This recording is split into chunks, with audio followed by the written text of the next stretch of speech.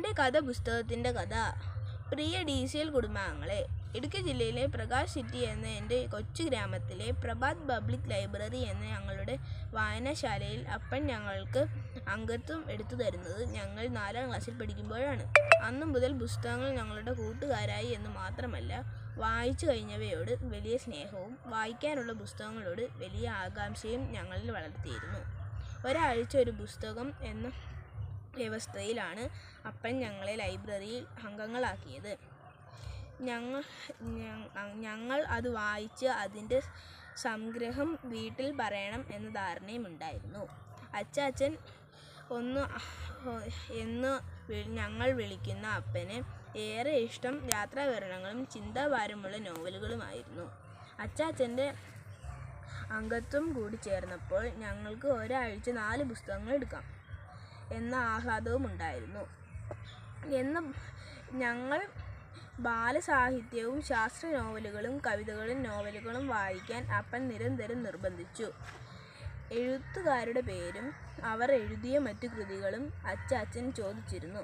ബഷീറിൻ്റെ ബാല്യകാലസഖിയും അന്തീനോട് ജോസിൻ്റെ ബാബുമോനും ലളിതാംബിക അന്തർജനത്തിൻ്റെ മാണിക്യനും എല്ലാം വായിച്ച് ഞങ്ങൾ വിങ്ങി വിതുമ്പി കരഞ്ഞത് എത്ര ദിനാന്തങ്ങൾ. വേളൂർ കൃഷ്ണൻകുട്ടി തോമസ്, പാലൻ തുടങ്ങിയവരുടെ ഹാസ്യഗ്രന്ഥങ്ങൾ വായിച്ചു ചിരിച്ചുമറിഞ്ഞ് രസിച്ചത് എല്ലാം ഇന്നലത്തെ പോലെ ഓർക്കുന്നു.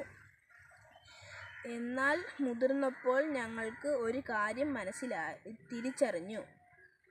ലൈബ്രറിയിൽ നിന്ന് ഞങ്ങൾക്ക് കഥാപുസ്തകങ്ങൾ എടുത്തു തന്നിരുന്ന ഞങ്ങളുടെ പ്രിയ പിതാവ് ഞങ്ങളുടെ അച്ചാച്ചൻ ഒരു ഒന്നാന്തരം പുസ്തകമാണ് എന്ന്. അപ്പൻ എടുത്തു തരുന്ന കഥാപുസ്തകം വായിക്കുന്നതോടൊപ്പം അപ്പൻ എന്ന കഥാപുസ്തകത്തെയും ഞങ്ങൾ വായിക്കണം എന്ന്. ബാല്യത്തിൽ അപ്പൻ ഞങ്ങൾക്കു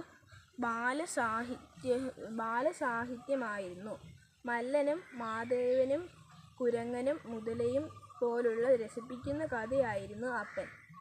കൗമാരത്തിൽ ശരിയായ തീരുമാനങ്ങൾ തെറ്റാതെ എടുക്കാൻ നിർബന്ധിക്കുന്ന ഞങ്ങളുടെ കുറ്റങ്ങളും കുറവുകളും കള്ളത്തരങ്ങളുമെല്ലാം കണ്ടുപിടിക്കുന്ന അത്ഭുത ശക്തിയുള്ള ഫാൻറ്റവും മാൻഡേക്കും ഡിറ്റക്റ്റീവ് മഹേഷും CID പുഷ്പരാജുമൊക്കെയായിരുന്നു ഞങ്ങളുടെ അപ്പൻ.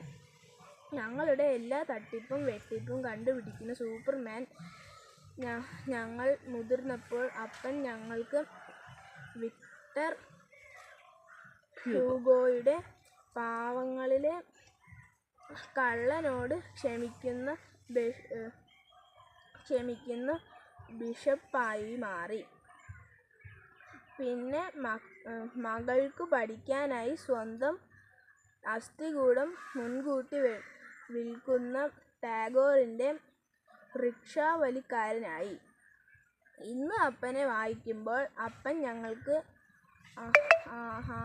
ആരെങ്കിലും എഴുതിയ കഥയല്ല, ഞങ്ങളുടെ ജീവിതത്തെ രൂപപ്പെടുത്താൻ, ഞങ്ങളെ രക്ഷിക്കാൻ, ഞങ്ങളോട് ക്ഷമിക്കാൻ, ഞങ്ങളെ സ്നേഹിക്കാൻ, ഞങ്ങൾക്കായി സ്വന്തം ശരീരവും രക്തവും നിങ്ങൾക്ക് വേണ്ടി മാത്രം എന്ന് മാത്രം പറയുന്ന ദൈവപുത്രനായ ക്രിസ്തുവായി ഞങ്ങളുടെ കുടുംബത്തിൻ്റെയും കുരിശുഭാരം ചുമന്ന് ഞങ്ങൾക്ക് ജീവനുണ്ടാക്കുവാൻ സ്വന്തം ജീവൻ അർപ്പിച്ച രക്ഷകനായി. 2026 ജനുവരി 17 ഞങ്ങളുടെ അച്ചാച്ചൻ ഈ ലോകത്തു നിന്ന് സ്വർഗത്തിലേക്ക് യാത്രയായി. ഇന്നുവരെ ഞാൻ എഴുതിയ കൊച്ചേട്ടൻ്റെ കത്ത് എല്ലാം വായിച്ച് അഭിപ്രായം പറഞ്ഞ അച്ചാച്ചൻ എനിക്ക് അക്ഷരത്തെറ്റില്ലാത്ത പുസ്തകമാണ്. അപ്പൻ എന്ന ഗ്രന്ഥത്തിൻ്റെ ജീവിതഗന്ധം എൻ്റെ ജീവിതത്തിൻ്റെ സുഗന്ധമാണ്. പ്രിയ കൂട്ടുകാരെ, നമ്മുടെ മാതാപിതാക്കളെ വായിക്കാനുള്ള വളർച്ചയാണ് മക്കൾ എന്ന പദവിയുടെ യോഗ്യത നിങ്ങളുടെ മാതാപിതാക്കൾ നിങ്ങൾ വായിച്ചു തീർന്ന നല്ല പുസ്തകങ്ങളാകട്ടെ, ആ